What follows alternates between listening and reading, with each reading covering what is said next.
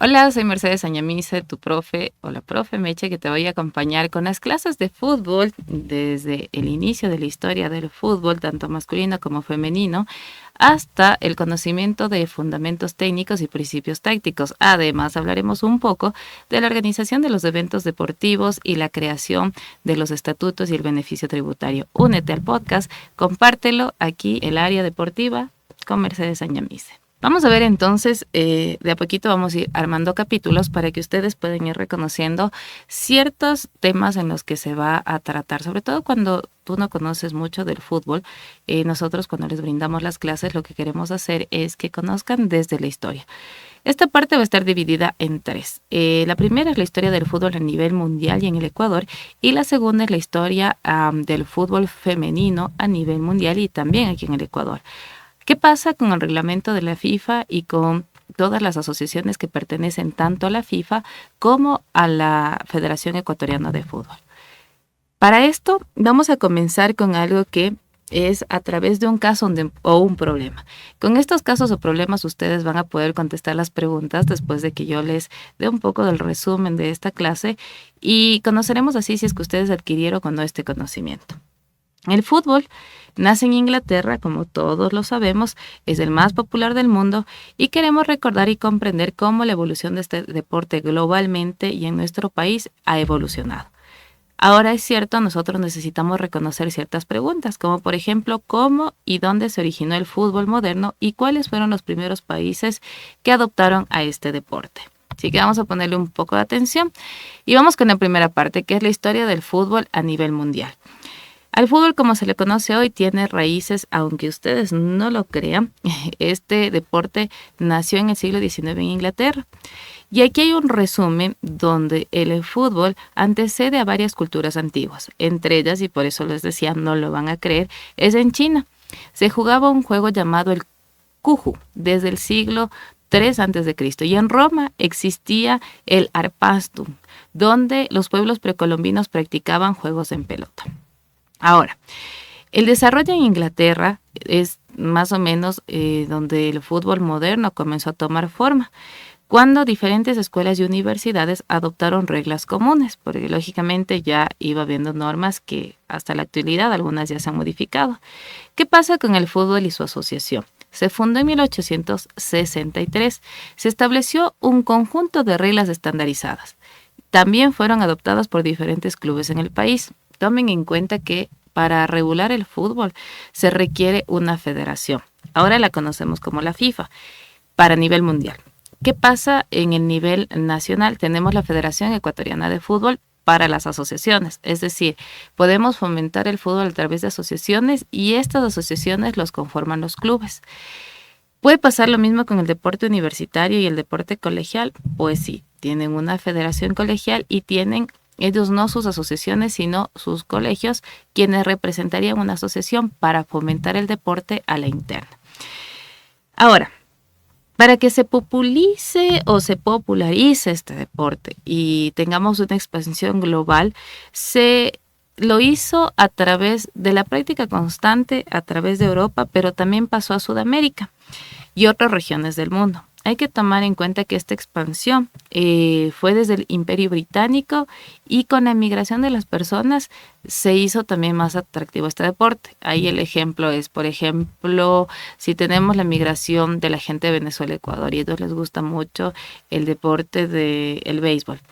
Entonces van a buscar lugares donde se practique el béisbol y con los conocimientos que tienen ellos pueden fomentar también la creación de escuelas. Es así como invitando a los amigos a jugar en reuniones y demás empezaron a practicar este deporte.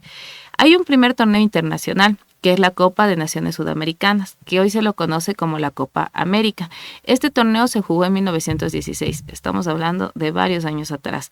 Sin embargo, la FIFA y la Copa del Mundo en 1904 tuvieron la necesidad de formar ya como tal la FIFA. Esta organización se encarga del fútbol mundial. La FIFA organiza la primera Copa Mundial en 1930, esto se llevó en Uruguay, y marcó el inicio de la competencia más prestigiosa a nivel nacional. A ver, la FIFA actualmente tiene varias federaciones anexas. A través de ellas son las asociaciones las que pueden solicitar ciertas actividades. Si ustedes leen un poco el reglamento y las condiciones con las que la FIFA trabaja, sus estatutos además, les permite tener cursos de capacitación a cada una de sus asociaciones miembros para su personal, ya sean árbitros, cuerpos técnicos o jugadores. También regenta actualmente el tema de festivales y de los eventos deportivos que llevan, como ustedes saben, el mundial, tanto femenino como masculino, a que cada una de las selecciones por país se preparen para que puedan acceder a estos torneos. Lógicamente, con el tiempo ya los torneos no tienden a ser únicamente deportivos. Es decir, vamos a jugar por el trofeo y mi país es el mejor en el fútbol. Como que la historia ya cambió y es también por el tema del presupuesto. Es decir, si tú quedas campeón de una Copa Mundial, tú estás percibiendo ya un dinero en efectivo o un dinero para tu club, para tu selección más que para tu club. ¿Qué pasa con esto? A la interna las asociaciones tienen equipos de fútbol. Por ejemplo, aquí, para que les quede un poquito más claro, aquí en Pichincha, en Quito, en Ecuador, tenemos AFNA, la Asociación de Fútbol No Amateur de Pichincha. Pero ellos tienen varios clubes. Estos clubes participan en el torneo de la Liga Pro. La Liga Pro como tal es una vitrina para que los jugadores se puedan mostrar. De esa visualización, los cuerpos técnicos designados por la federación deben hacer una selección, la selección ecuatoriana de fútbol. Y hay muchos términos que ustedes dicen, bueno, es que esencialmente a los que se les invita son a los mejores jugadores de cada una de los clubes. En teoría tiene que pasar así, pero es por eso también que manifiestan que los directores técnicos que vienen a cualquier federación, ya sea ecuatoriana, Paraguay, Argentina, por lo general tienen la influencia de los demás dirigentes, porque cada dirigente va a querer que su club tenga un jugador representativo dentro de la selección. Ojo, que el estar en la selección en la actualidad no representa solo ser el mejor jugador, sino ser un jugador cuya vitrina le permita venderse a otros países. Esto también genera un rédito económico para el club militante, es decir, este club llega a ganar un presupuesto de la pertenencia que tenía de este jugador. Bueno, en fin, no termina siendo solamente la parte deportiva, sino también la económica, y es por eso que muchos de los equipos buscan la parte de formación de sus jugadores para llegar hasta su club a primera y lógicamente después a la selección, donde es la vitrina ya más grande de la venta de jugadores. Y así pasa en muchos otros países. Pero ¿qué pasa también con esta historia? Este deporte se va consolidando, se va haciendo popular en el mundo. Se destacan grandes jugadores. Estos jugadores también pertenecen a equipos que ya dejan de ser solamente de su país, como por ejemplo, pongamos el caso de los campeones de la UEFA. Muchos de los equipos que son campeones de la UEFA, en sus equipos militan en jugadores que ya no pertenecen solamente a Europa, sino que han comprado jugadores de Sudamérica. Y uno de los países que más vende jugadores por el talento, el dominio, las características deportivas que tienen, su fisionomía, por todo esto, porque es un conglomerado de cosas, está Brasil. ¿Sí? Brasil es uno de los países que más ha exportado jugadores. Ahora, ¿cuáles son los países que se han destacado dentro de los campeonatos mundiales? Tenemos a Brasil, tenemos a Alemania, tenemos a Argentina y también a Italia. ¿Cómo es el fútbol dentro de cada uno de estos países o cómo los manejan las asociaciones? Parte desde el presupuesto también, pero desde la masificación de este deporte y la formación. Tomen en cuenta que Argentina y Brasil generan campeonatos continuos, pero también tienden a fomentar la venta de sus jugadores. Hay una historia chévere que me gustaría destacar mucho, que el fútbol masculino tuvo una etapa donde se dejó de desarrollar por las guerras.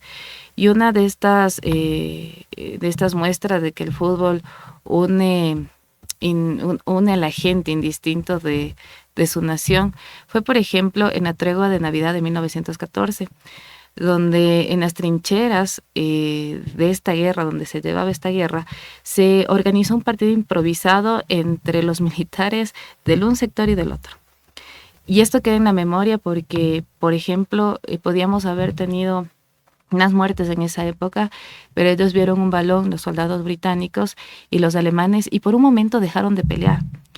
Entonces, al fútbol, después de haberlos conversado ustedes como un fútbol de venta de talentos, de consumo de presupuesto, de aplicación del desarrollo de los eventos deportivos, tiende a ser el fútbol del barrio el que genera esta historia para los inicios de unas grandes organizaciones del fútbol, que es de donde parten nuestros jugadores, ¿no? Pero también hay la parte donde el fútbol, si tú vas a un terreno de juego, estás con tus amigos de oficina, estás con tus amigos de la escuela, entre distintos paralelos, si ves una pelota y te pones a jugar, hace que por un momento hay una tregua entre las personas.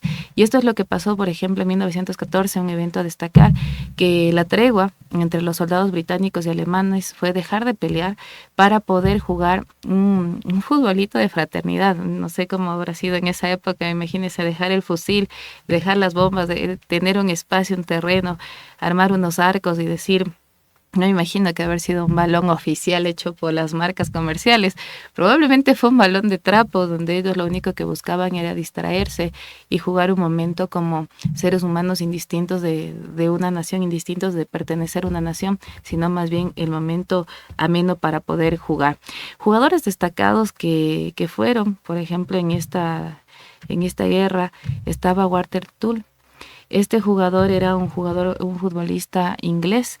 Y hay varias historias también, ¿no? Ojo que hubo deportistas que tuvieron que dejar sus carreras deportivas para pertenecer a la milicia cuando hubo justamente las guerras, y prácticamente también el fútbol femenino se va desarrollando después de la guerra porque ya no había hombres justamente en la industria, justamente en el deporte, y fue cuando el deporte del fútbol femenino se fue desarrollando a la necesidad de que no teníamos otras actividades deportivas que las hacían generalmente los varones, y fueron también conquistando un espacio por las mujeres, que fue justamente la actividad del fútbol.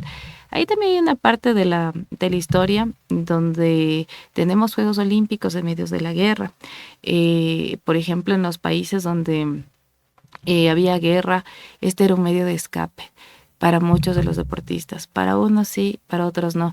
Y hay documentales excelentes basados en los deportistas en ese momento que tuvieron que dejar sus carreras deportivas también para, en muchos de los casos, ser parte y miembros de la fuerza militar. Aquí tenemos, por ejemplo, que en los tiempos de guerra, el Football League World Cup fue uno de los torneos más importantes durante esos años. Además, muchos futbolistas se alistaron en las Fuerzas Armadas o trabajaron en las industrias relacionadas con la guerra. Hubo un partido a muerte, así se lo conocía. Uno de los episodios más emblemáticos en estos tiempos fue el partido de la muerte en 1942. Aquí los jugadores ucranianos, en su mayoría prisioneros de guerra soviéticos, se enfrentaron a un equipo de futbolistas alemanes en la ciudad ocupada de Kiev.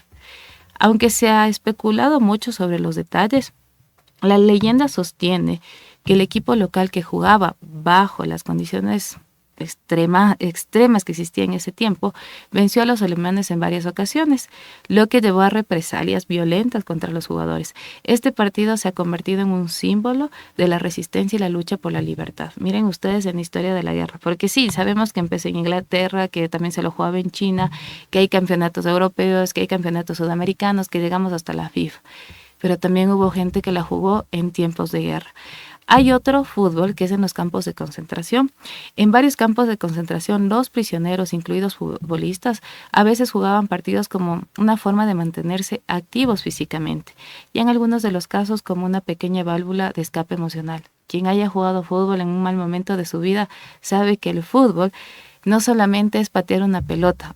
Hay entrenadores que nos dicen de la línea de la cancha para afuera, si te peleaste con tu novia, si te peleaste en la casa, si tuviste un problema en tareas, en calificaciones. Cuando entras a la cancha, eres otro. Y lógicamente, si estás muy frustrado, estás enojado, también se te nota en la cancha. Es los jugadores que va a pelear, va a golpear, va a romper. Pero si eres un jugador que controla las emociones, haces que el fútbol transforme esas emociones para que cuando termines el partido se te haya olvidado, al menos por un instante, en esos 90, 60 minutos de partido, dependiendo si es fútbol 11 o fútbol 8, te olvides un momento ese mal rato que pasaste en tu vida.